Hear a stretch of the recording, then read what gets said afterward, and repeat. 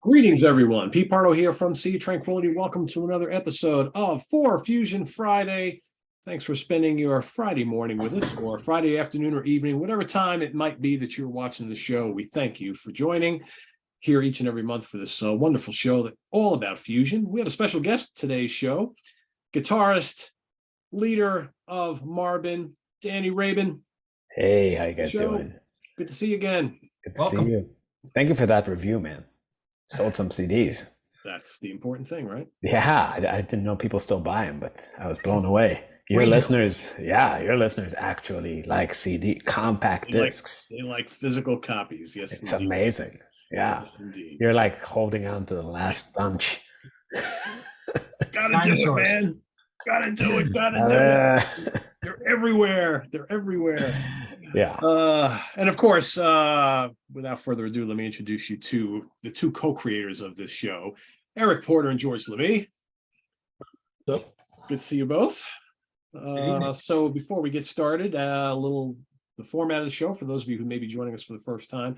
So basically what we do on 4Fusion Friday, the basis for the show is 4 fusion albums that usually are somewhat related or tied to a theme, which George will explain in just a minute. And we're going to rank those in order of our preference. The great thing about doing it for each and every month, usually there's sometimes a couple or one or none or all that maybe we haven't heard before. And sometimes we're just revisiting some classics. And, George has a really good way of picking out some really cool groups of 4, and today was no different. And in addition to that, George has given us a pick of the month that we've been listening to as well. And George is also going to take us through some new releases that are either out or coming out in the fusion world. So without further ado, let me turn it over to George to get us started here today. All right. New releases is a little short this month after the marathon of the last episode. Yeah. But I do have a few. BD Lens, It's Just a Dream. It's the 12th album from this New Jersey guitar player. He's got some Stern in him, maybe a little Martini. I got like half of his records, and they tend to be, they're enjoyable records. They're not going to set your world on fire, but they're all worth a listen. Check him out on his Bandcamp. I got Marek Napierkowski, String Theory, 9th album from this Polish guitar player. This one is a jazz trio with orchestra. I would say your enjoyment of this is going to hinge on what you think of that concept. If you're someone that likes when the pair is up with an orchestra, you'll probably be into this. I think it has its moments, especially the lead track's really good. You can check it out on YouTube.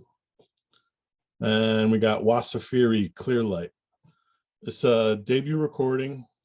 This band was made by the guys that run the label with the concept of a throwback to the 70s jazz funk, a little bit of soul. So they recruited Cameron Graves' bass player Max Girl. He leads the band. He formed the rest of the band. Heavy Headhunters vibe here. If you like Headhunters, you got to get on this. The Little Weather Report too, I would say, but mostly in that groove and jazz funk kind of thing with modern production. So if Headhunters sounds good to you, you want to check out Wasafiri, and you can get that on their label site or at Bandcamp. But that's it for new releases this month. Cool. And we'll get those posted in the comments for everybody to go investigate after we record this one. So be on the lookout for that. Yeah. Cool. So we've got 4 pretty damn good albums to talk about this month. I was joking with the guys. I wasn't really joking. I was stating that I've changed my order of these 4 around many times, and I did it once again like 5 minutes before we started recording this episode. So this was tough, as is every month, George. That's the plan. I guess so, right? You torture us each and every month with these. So, George, you want to reveal the 4 players here and what ties them to, or the 4 albums? I'm calling them players, but that's, All right. The theme this month is guitarist as leader, or guitarist solo album, however you want to say it. Our 4 contenders are Bill Connors, Step It from 1984, Pat Martino, 1976, Joyous Lake, John Scofield, Blue Matter, 1987, and Mike Stern Play from 1999. So, Eric, why don't you kick us off? What's your number 4?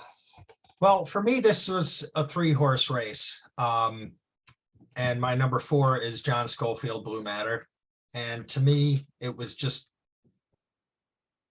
kind of I don't know if I have a better way to describe it.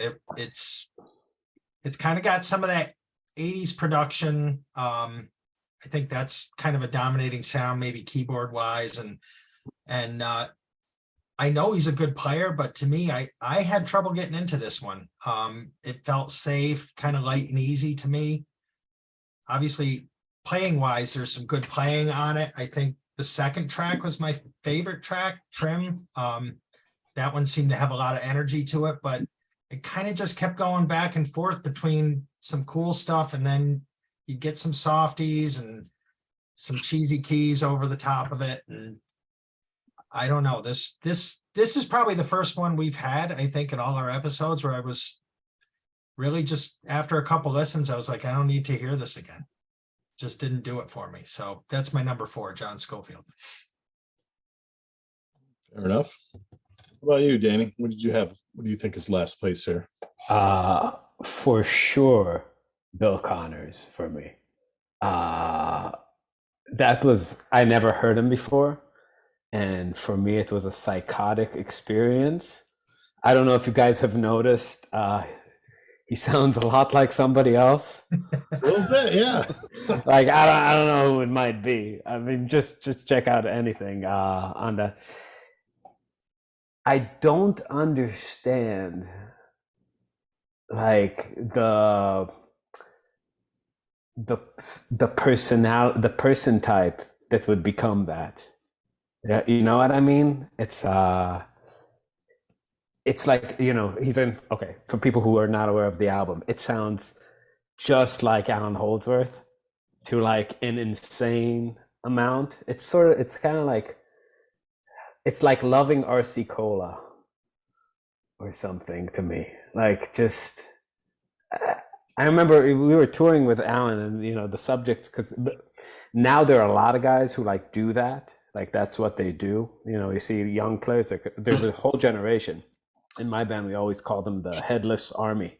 They all have headless guitars, you know, so, and they just go for that. And I get, sometimes people do that and it becomes a style. So it's not an illogical thing to do. You know, I think a lot of people imitated Charlie Parker, like Sonny Stitt sounds a whole lot like Charlie Parker. And, you know, some players kind of go full force. Everybody after Django in the gypsy jazz world sort of just did that. But with Alan, it's such a specific approach to like hard. It's so out there, and the playing is so out there. And I remember, like, you know, talking to him about people. I'm guessing probably Bill Connors would, like, by the time of that album, I'm guessing he's probably the first guy to really take it all the way. He must have been like studying the stuff as it was coming out, because this is not that long after Metal Fatigue, I'm guessing. What year was that album from? It's 84. 84. So yeah, it's like 2 years later. So just taking that amount of influence and just going that direction full force at the same time, it's just, for me as a listener, it was so strange. Like, I couldn't get past that and into the songs, because it sounded like just variations on these, like the songs were structured sort of in that way, and the playing and the sounds and everything. And on top of it, there was also inside the drumming, there was like my least favorite remnant from the 80s, which was the MIDI drums. I think like that, like the MIDI tom-tom hits, do, like those things. I think isn't the first track actually a drum machine? No, I think he's playing those MIDI. He's playing those okay, MIDI pads. Yeah. To me, that first track, I was getting a real drum machine vibe from, and when the second track hit on that record, I was like, okay, there's the drums. So there was definitely something going on in that first track that gave it. Yeah, but or whatever. Yeah, I mean, so I was sort of stuck in that. You know, it's I just remember like the amount of antagonism that like Alan himself had for people who were going for that. He always said if they spent 5 minutes thinking about who they are instead of 20 years thinking about who I am, you know, that's like a quote. And yeah, it's just it's a bizarre thing. It's and there is a fine line between being inspired by somebody and imitating somebody, but that's just so deep inside that realm of imitation that I couldn't take it. And this was my first experience with the dude. I mean, I knew the name, and I've heard some really like earlier stuff that he played that wasn't like that. Like I think it was late 70s, must have been before the Allen influence, and I forget with who. I think it was. I was going to ask you if you heard "Return to Forever," him in the Seventh Galaxy. Yeah, and That's it. yeah, and that was a different. It's and that I think that's why it was so bizarre to hear that direction. You know, because I was not aware that that's where he took it. You know. Cool. Pete, what do you got in for? All right. So like I said, I move these around many times. Even right now, I'm kind of like second guessing myself because I really enjoy these a lot. And you know, when I first sat down to kind of re-listen to all these albums and put my list together, I clearly have like my favorite player of the four. And ironically, he comes in at number 4.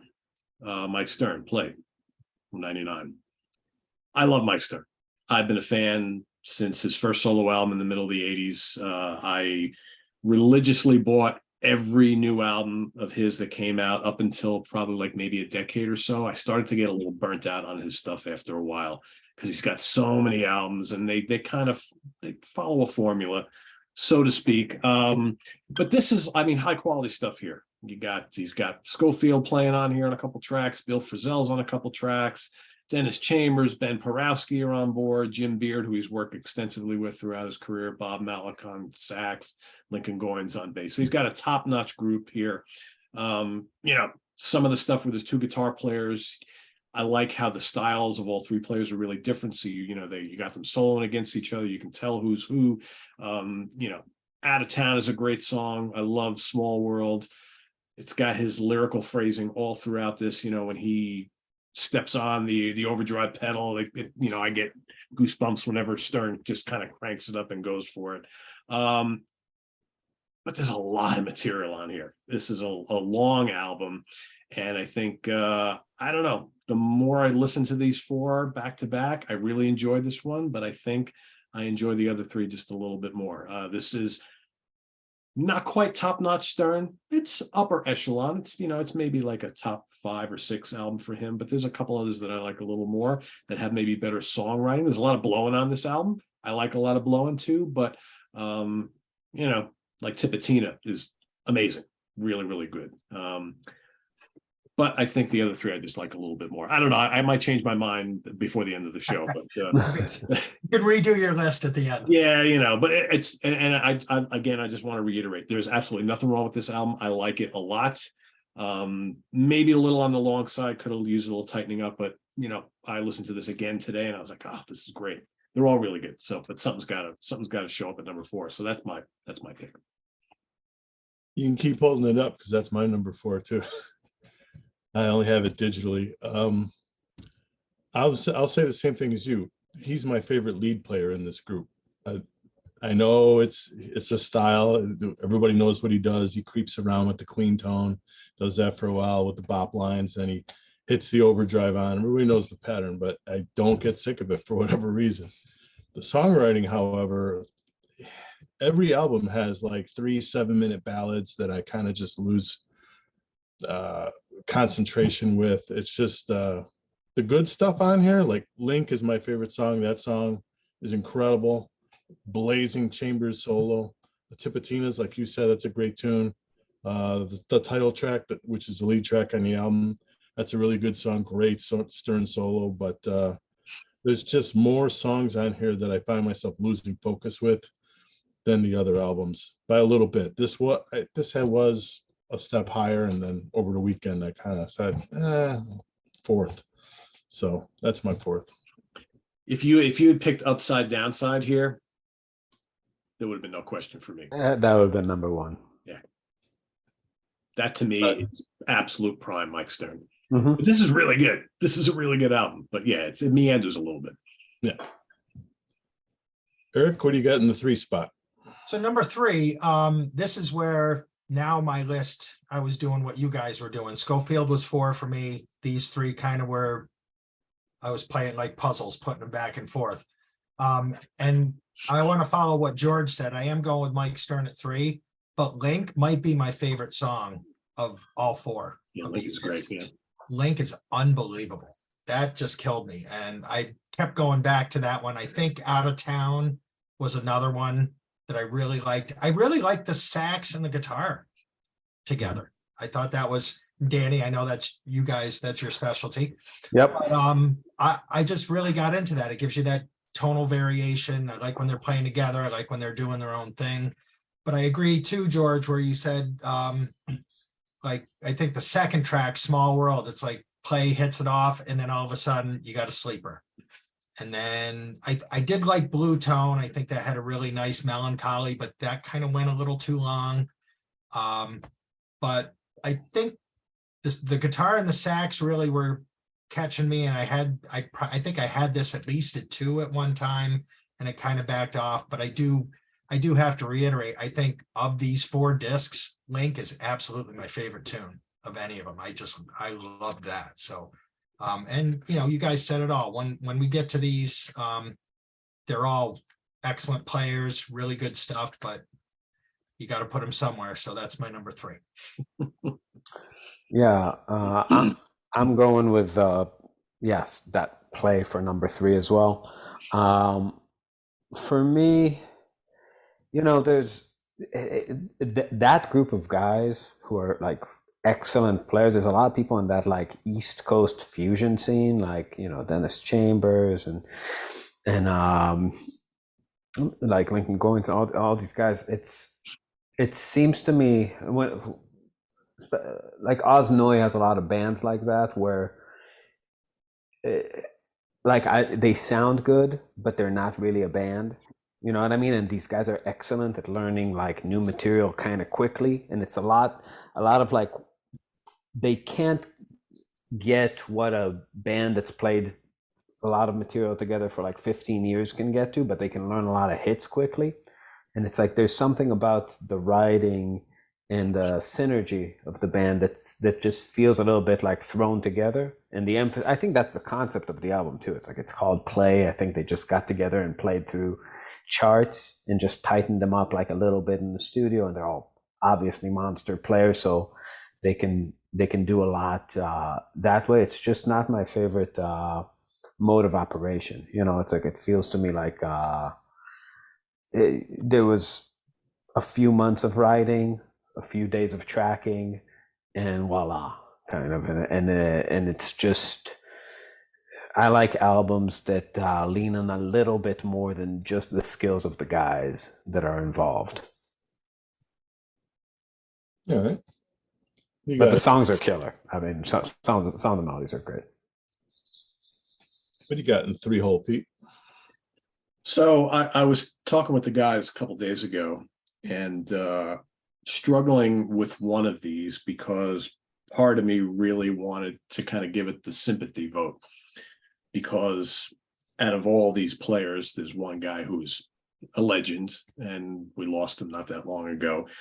And I really like this album. It's kind of like a weird album in his catalog. It doesn't really sound like a lot of his others, but it's an album that kind of fits into that like mid-70s, you know, traditional fusion sound. And that's Joyous Lake by Pat Martino. I wanted to put it higher because I feel like Pat deserves that, right?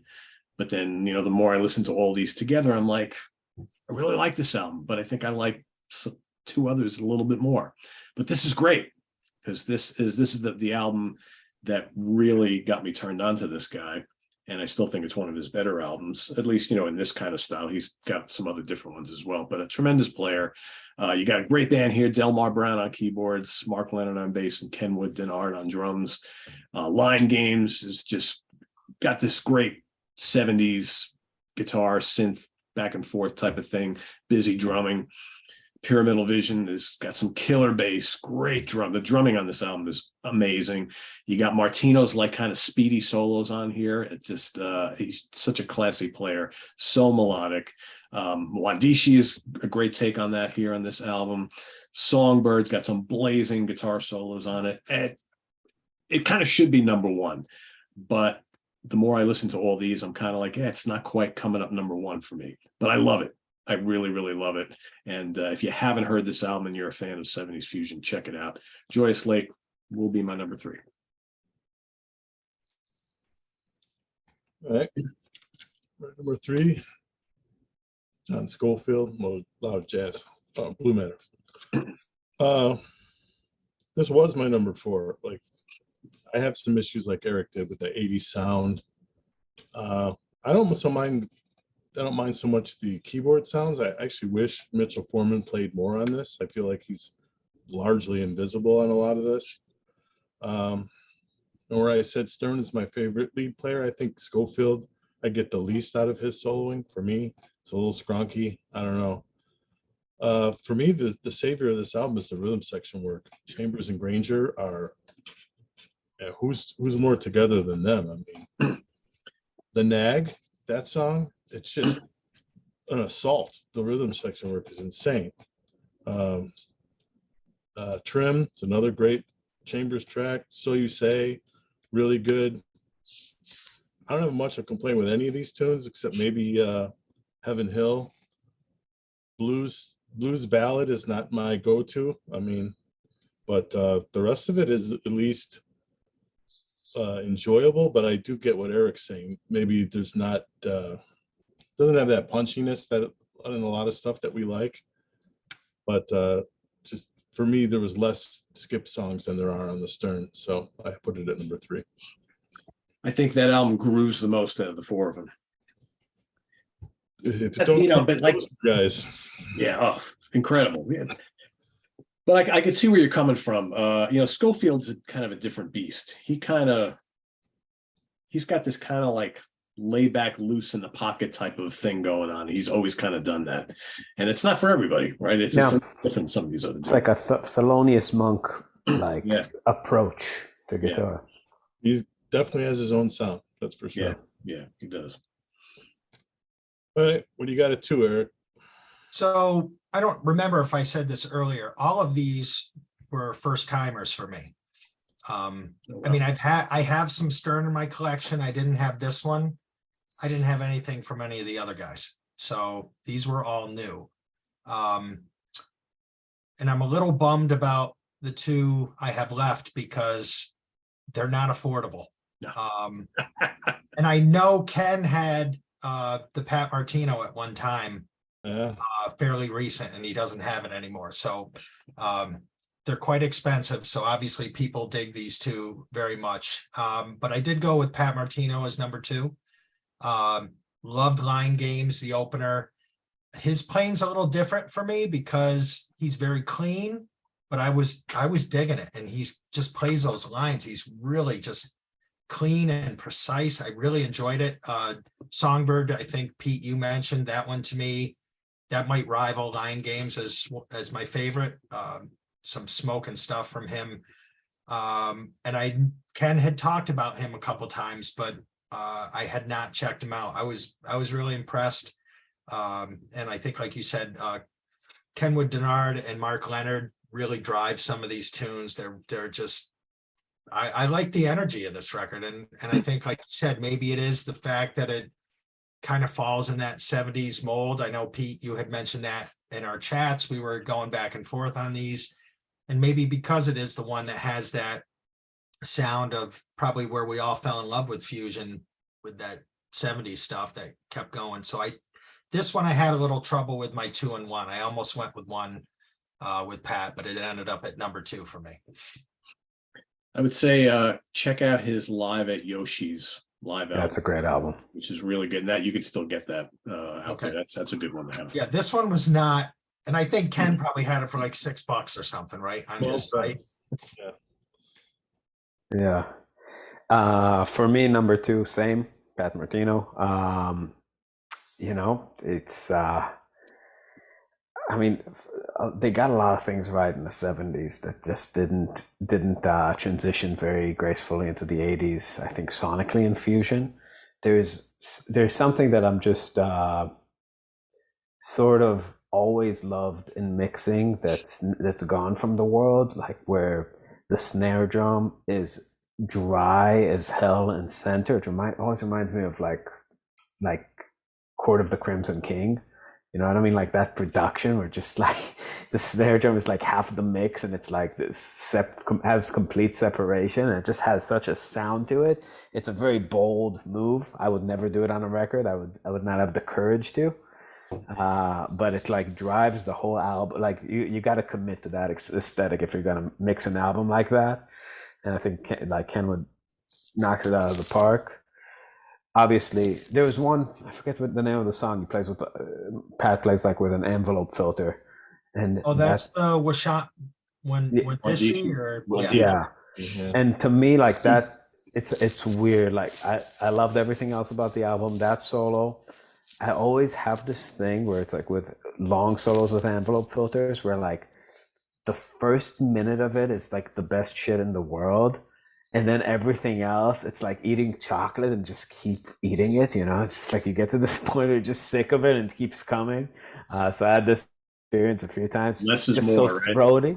Yeah. Yeah, it's just like there's like with these, especially with these extreme 70s filtering sounds, you get to this point where you had enough of it and it keeps going, and it's like, to me that's a rough spot. And what are you going to do too? You can't go to like a clean sound after that. So it's just like there's nothing to do. You know, that game is not winnable. But like you've had enough of that sound, but you don't have another sound that like notches it up. You know, and that in general is like one of the biggest tragedies of soloing on an electric guitar. You know, you have notches, like sonically you can grow, and then like the pedals to the metal, and you know it's just gets longer.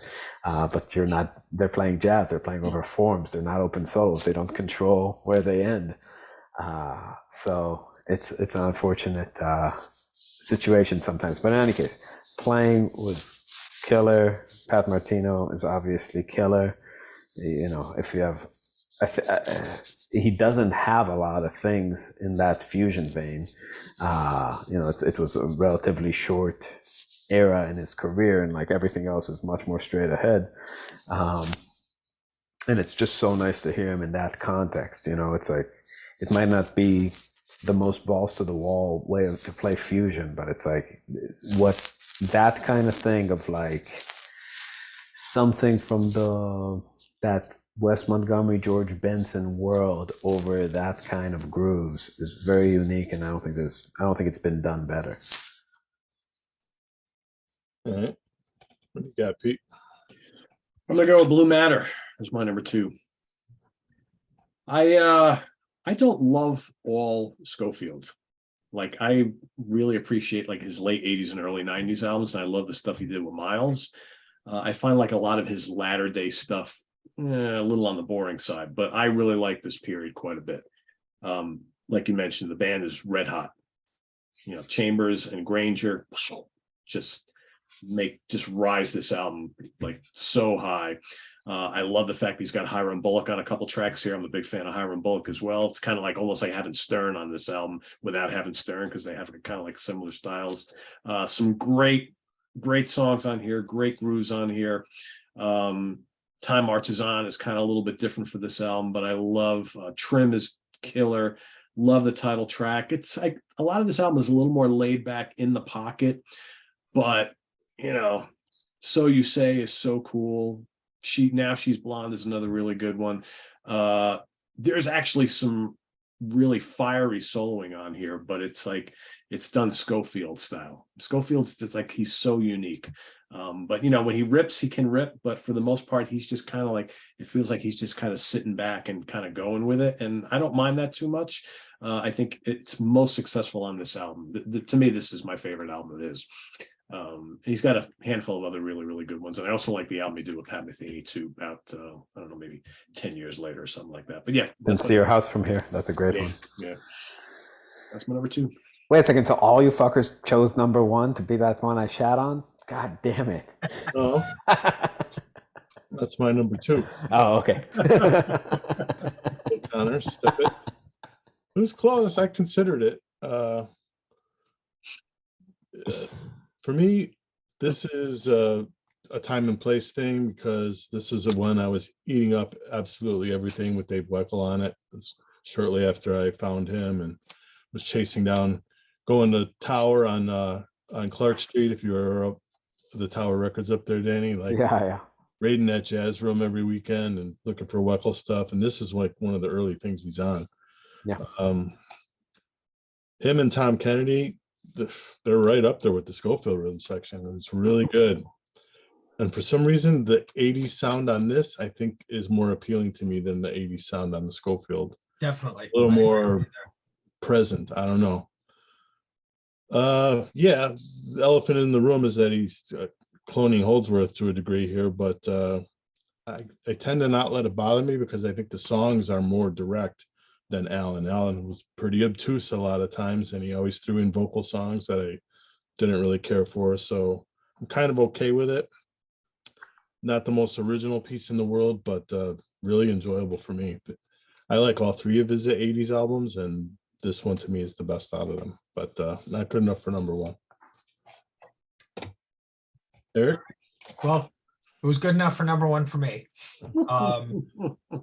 And Danny, it was interesting when you said that because obviously you hear the Holdsworth right out of the gate, but I guess it didn't, you obviously had a personal relationship with him and you heard Alan talking about things like this. Whereas for me, I guess as a guitar player, I was sitting and going, I can't do that. And it was blowing me away. And I was digging the songs. And I thought like that first one, is it Lydia? I had like a Dregs feel from that almost.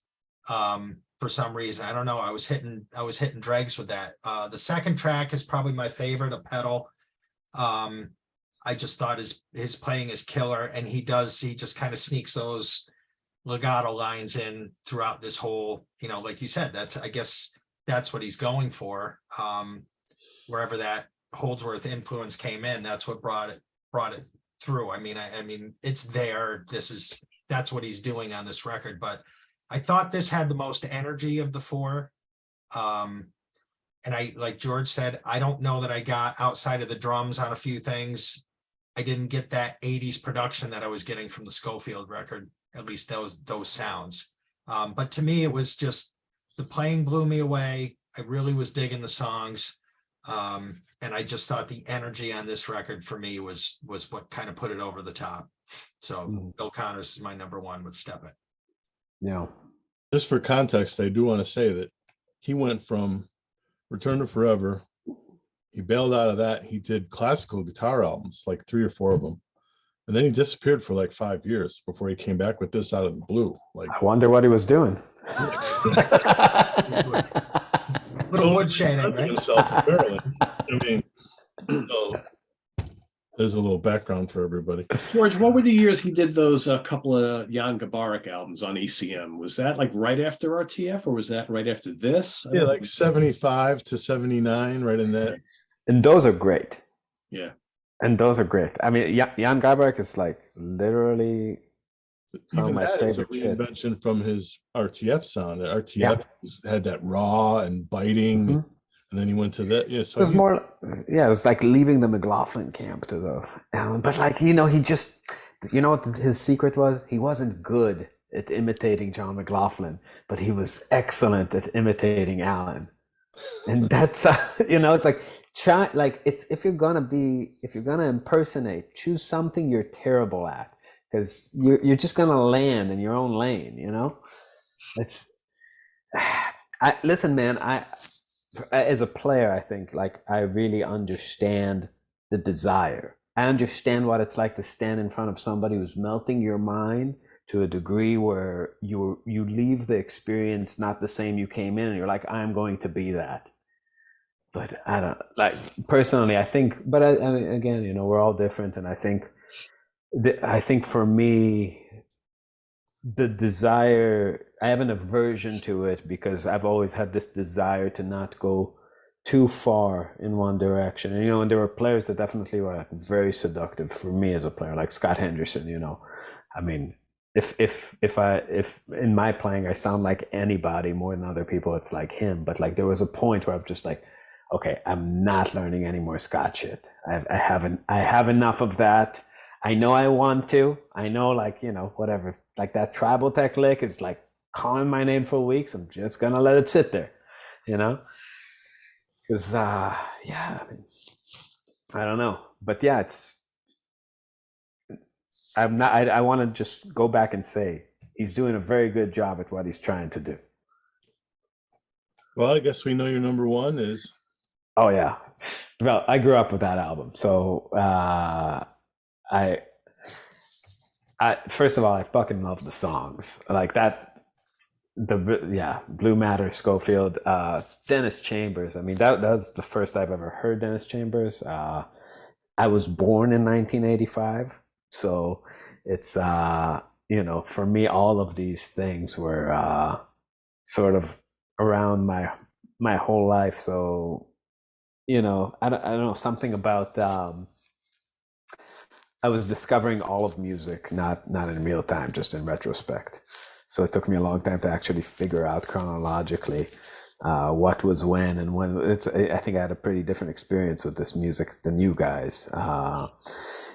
In terms of sorting the chronology of like, what sounds are cool, what sounds are less cool. Because I just, I started from listening to Metallica in the late 90s and worked my way backwards to all this music over like a decade. So yeah, I think I've probably heard that album for the first time, must have been 2000, 2001, no, 2000. And yeah, first of all, the rhythm section playing totally blew me away. The song, it really sounds like a band. Like, and I'm gonna have to say that like there are really band-like moments in the Pat Martino thing too, and for me that's the biggest thing in an album. But that's an actual band. I'm sure they played a ton of gigs with this stuff, with this music. They knew it inside and out before they recorded it. There's real synergy happening, and sure, like synth sounds totally outdated. Some of the songs feel a little bit empty because it's a real, even though it's a quartet at times, it's really a trio album. Like in its core, it's like there's things coloring inside there, but it's like really guitar, bass, drums, and that's a hard texture to do well and to do in an interesting way. And there's just so many intricate things happening in the rhythm section throughout the entire album that interact with the guitar playing. There's a real way of playing the guitar, which, like, my favorite thing about all my favorite fusion players, like Scott Henderson, Alan Holdsworth, Scofield, is this ability to not always be in subdivided time. Like Pat Martino, everything you hear on the album, everything's sitting in the grid, but these guys can really lean and do a lot of things that are kind of snaking around the time. And especially in like when you're playing with a guy like Dennis Chambers, if you don't do that, everything is so metronomic. Like, if you're just playing lines like, it doesn't have a lot of impact, but like Scofield has a way of like, just kind of like, lean on, be very greasy with his time, and then going right back into like a 16th note line. To me, that's kind of like winding back the punches and really delivering them. So, I mean, it has like all the things I like about like a fusion album. Very much love that one, but I've loved it for a long time. So it's, it's kind of always been a staple in my collection. All right, Pete, number one. I mean, Step It by Billy Connors. I'm just pissed that I never bought that back in the day, right? Because like Eric said, trying to track that down now, forget it. $50-$80, depending on where you find it. Yeah, big dog. Yeah, I mean, obviously he got some kind of Holdsworth bug up his ass at this point in time. I don't know the story behind it, whatever. But you listen to that first song, Lydia, and you definitely, like the little lick sounds like Alan. It even reminds you of, something from one of his early albums. But man, the fluid legato lines are just like amazing. Up pedal is breathtaking. I love all these odd chord voicings and shit. And yeah, again, it's not very original, but great stuff. The title track is great. I mean, Weckel's drumming throughout the whole album is just absolutely monster playing on here.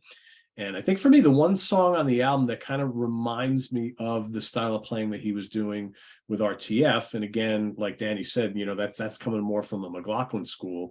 And that's the song Cookies, which totally takes me back to that little more raw, aggressive, and less Holdsworthian type of thing. But you got the, Brody is kind of funky, really great bass on that. Twinkle is a really good song. I like the more atmospheric jazz of Titan. And again, Weckel is all over the place on that one. Flickering Lights is a great one. I don't know. I just, like Eric said, there's an energy to this album, which I really like a lot. I like the production on it. It's impressive stuff. It's my number one. Yeah. Mine's the Martino. Barely. I mean, I like the counters a lot too. I like every song on both of them. This one, the opener, Line Games, is a great song. The closer, Joyous Lake. I mean, that song, that melody is on an earworm that sticks with me long after I take this disc out every time.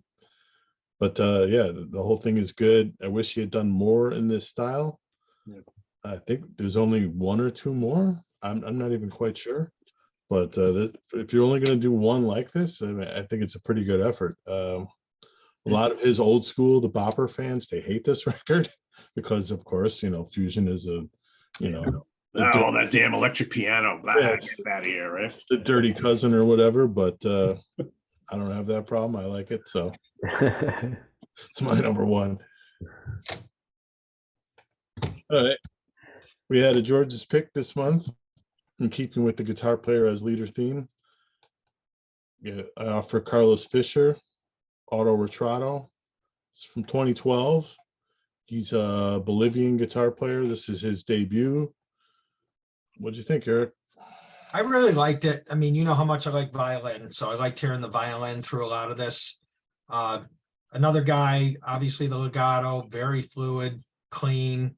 I was very impressed with this playing, and I had a back and forth with you about how important the percussion was to this record. Yeah.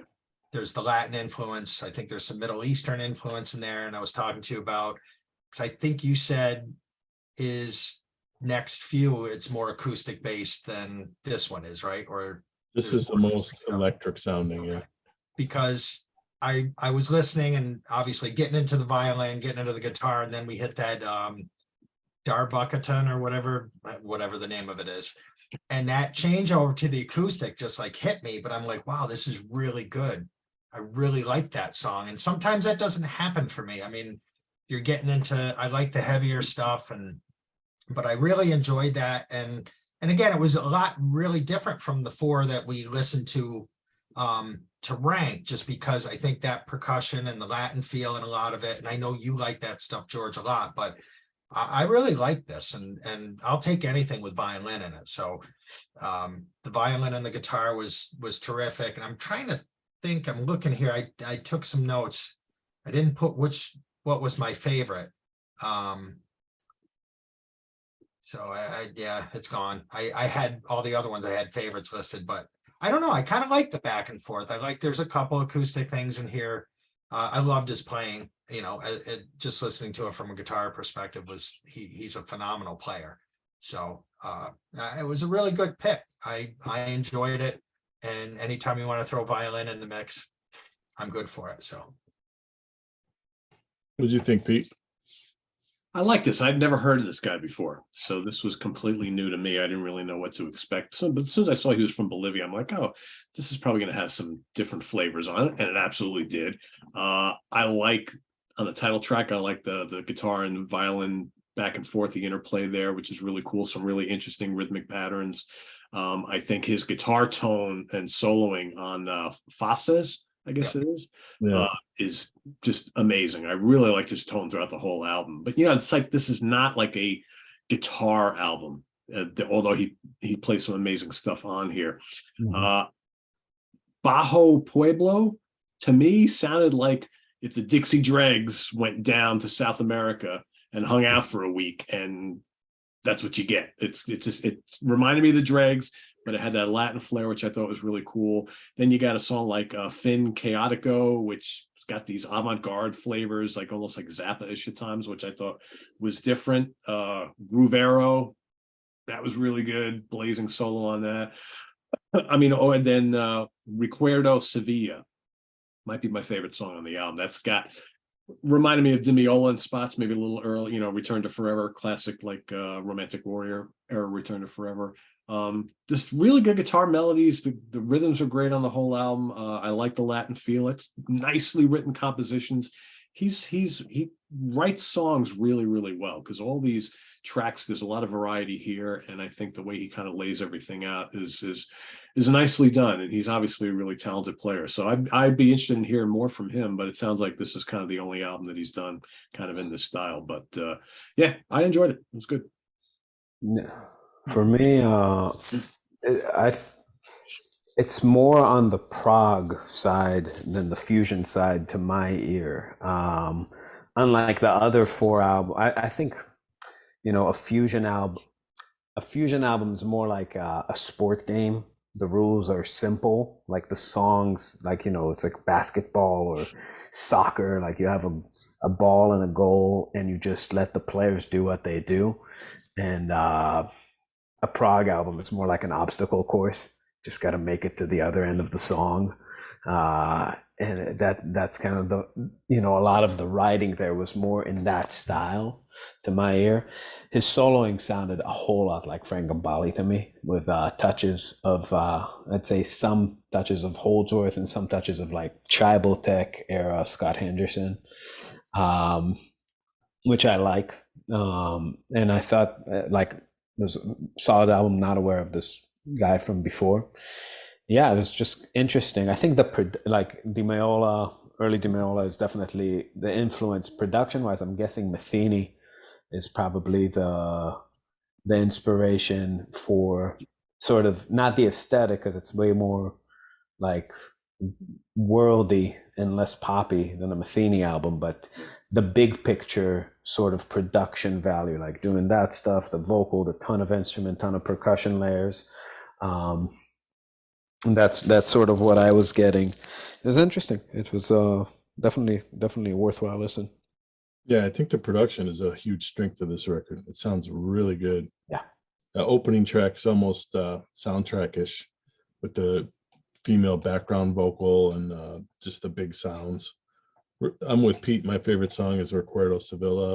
It reminds me of like Inside Out era electric band, maybe, the epic feel.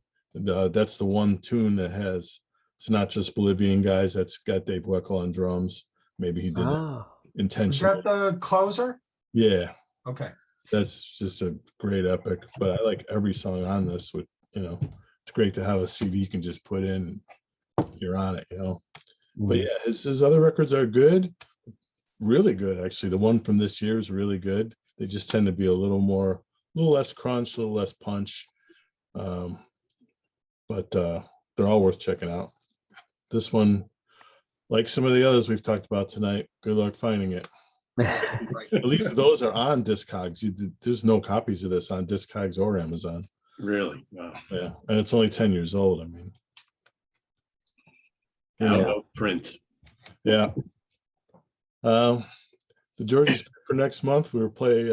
We'll let you wait and see what it is. It's next month's going to be a 2022 year in review, and so it'll tie into that in some way. Sounds good. Well, Danny, you want to give us some updates on what's going on with Marvin before we let you go? Sure. Yeah, right now we are making a lot of memes and having a great time on our Facebook page. If you haven't been there, we've just dedicated it for basically trolling and selling capos. But other than that, we are going in January. We have like a short tour down to Florida, and then we're playing on the Blue, which is the Moody Blues cruise. And we just got booked right after that. We're playing Prague on the Ranch, if you know that little festival in Florida. They have a lot of Prague bands, and they kind of line it up with the Prague cruises to be right after, to where people getting off the boat, the band's getting off the boat, so they can go play it. And that's it's going to be on our website. So I think we're gone January 23rd till February 6th or something. And then in March, we're going to make the next album.